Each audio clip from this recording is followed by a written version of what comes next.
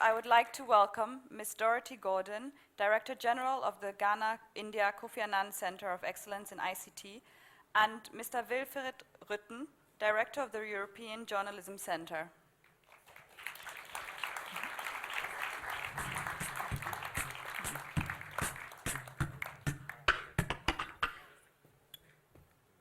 Good evening. So, Mr. Rütten, the projects that we see over here are very different from the mainline media. They are not the typical news. What do you think are the key differences in the mainline media and the projects we see over here, and what do you think is the future for them? I think start with the last question. I think they have a very big future. This is excellent. This is really, really good. You should be proud of having this. It's not just a little bit. This is good. So this is the future. What is the difference to the mainstream media? This is more socially responsible. This is taking people seriously. This is trying to change things that are not good. This is doing things in a responsible manner. And I think this is, again, something we see sadly missing in the mainstream media these days. And also showing this to journalists. Journalists are scrambling to find some reasonable thing to do. I've seen a lot of application development from big media houses where they're struggling with this, where they're trying to spend a lot of money to engage with audiences. This is the best practice model, and I think everybody here should be really, as I said, should be really proud of being involved in this and doing this. Thank you, Mr. Rütten. Ms. Dorothy Gordon, thank you for coming to us from Ghana. You have also worked with a lot of UN organizations, and what, according to you, or you know, how, according to you, has the online and the mobile space, especially journalism, contributed towards reaching the MDGs? Wow, that's a tough question. When you talk about development issues, it's very important that people understand them. You'd see that with traditional media, we have a lot of stereotyping. And I think that the winners that we see here really demonstrate how important it is to give people voice. Because once you give people voice, then you see really who those people are and what interests them.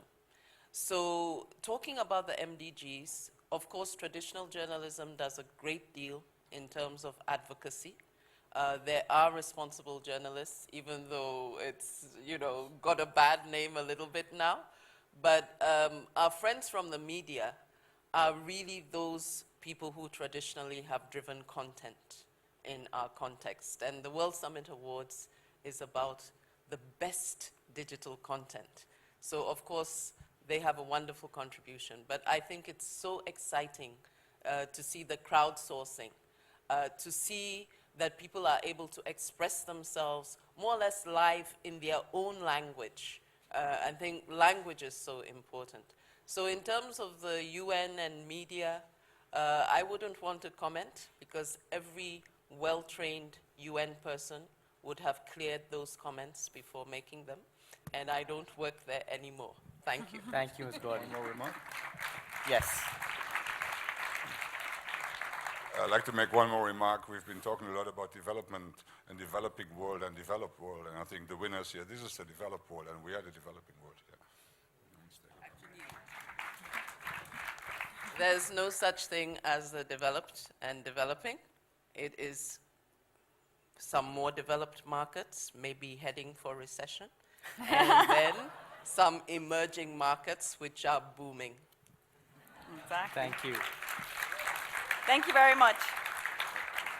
So I would really love to invite the winners for this category, Pursue Truth, on the stage. We have Mr. Sunni Muhammad Ashraf Khan from Bangladesh with his project Right 3, Mr. Mostafa Rafat and Mr. Ali El Hefnawi from Egypt with their project Zabatak, and Mr. Shiv Bhaskar Dravid from India with his project The Viewspaper.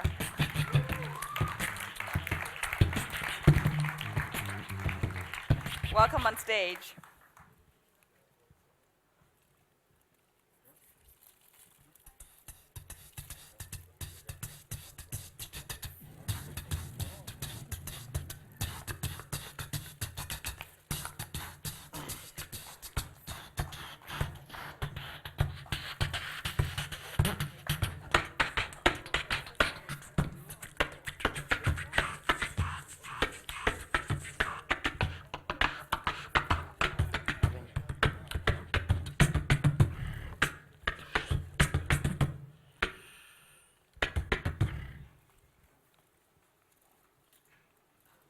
So Ashraf, if I can call you a little ahead. Your project, Write3.com, relies heavily on mobile app. Do you think that with the growth of internet in developing countries, mobile might see a little bit of a downturn? Well, it's just about changing the device. So penetration will increase on mobile phone. So it's no downtown. Thank you. Congrats. I'd like to interview Mostafa.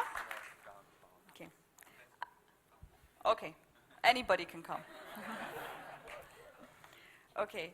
So I'm really glad that you're fighting corruption in your country. It's a really big problem in Nigeria as well. You know, and I admire your courage because I know that governments don't really like to see such things.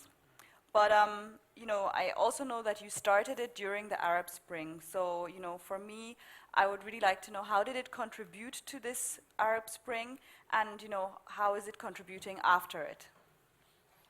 We started Zabatak as a social reporting service after the Egyptian revolution.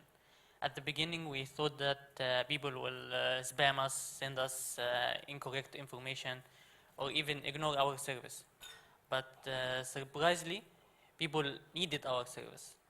They send us a lot of information attached with photos, videos, and even official documents. Wow. That pushed us to take an action and put a pressure on the government to solve those people problems. And in my opinion, when you give the right tools to people, people do amazing things. And when we talk in numbers with the governments, they take actions. And that is what we are making a change in Egypt's community for. Thank you. Fantastic. Thank you very much. Shiv. You know, I find it really amazing that you have over 200,000 fans on Facebook. What do you think are some of the key points to achieve this? He's getting me to release some of the secrets.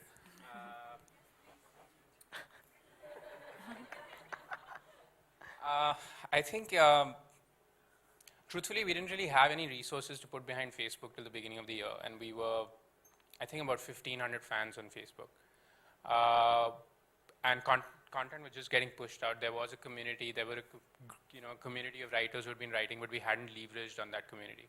And I think it's that community, as we got them involved, that's helped us build this number that we have today.